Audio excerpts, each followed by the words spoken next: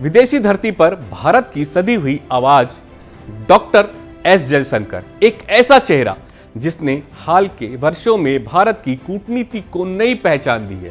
आज वे रवाना हो रहे हैं यूरोप के 3 अहम देशों नीदरलैंड, डेनमार्क, जर्मनी की यात्रा पर।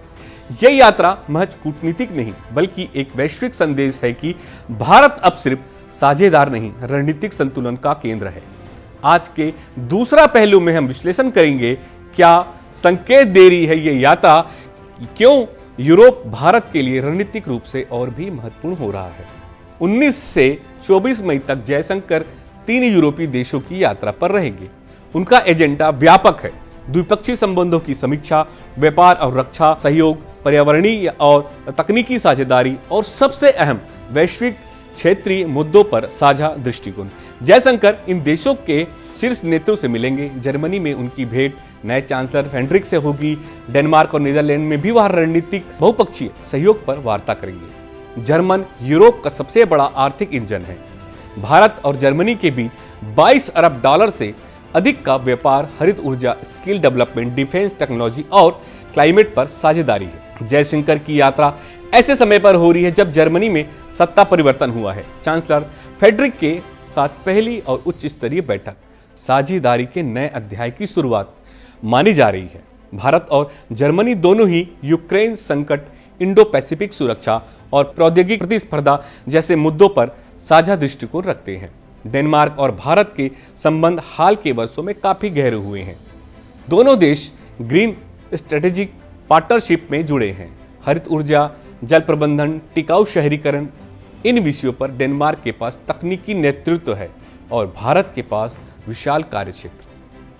साथ ही दोनों लोकतंत्र हिंद प्रशांत क्षेत्र में स्थिरता के समर्थक हैं। जयशंकर की यह यात्रा यूरोप यूनियन और नॉर्डिक देश से जुड़ाव को और मजबूत करेगी। नीदरलैंड भले ही छोटा देश हो, लेकिन भारत का बड़ा व्यापारी साझेदार है। भारत और न्यूजीलैंड के बीच 26 अरब डॉलर के अधिक का व्यापार, वहां 300 से भी अधिक भारतीय कंपनी सक्रिय हैं। साथ ही नीदरलैंड भारत में एफडीआई का प्रमुख स्रोत है। डच नेतृत्व के साथ Jaishankar digital transformation, cyber security और आर्टिफिशियली इंटेलिजेंस जैसे उभरते क्षेत्रों में सहयोग पर चर्चा करेंगे। हाल ही में जम्मू कश्मीर के पहलगाम में आतंकी हमला हुआ, जिसमें इसमें कई परिवार शहीद हुए। हमले की निंदा जर्मनी, नीदरलैंड और डेनमार्क सहित कई देशों ने की।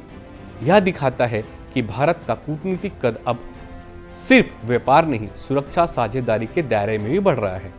जयशंकर इस यात्रा के दौरान आतंकवाद विरोधी रणनीतियों पर भी चर्चा करेंगे। दूसरा पहलू यह है कि भारत अब सिर्फ रिएक्ट करने वाला राष्ट्र नहीं बल्कि शेप करने वाली शक्ति बन चुका है।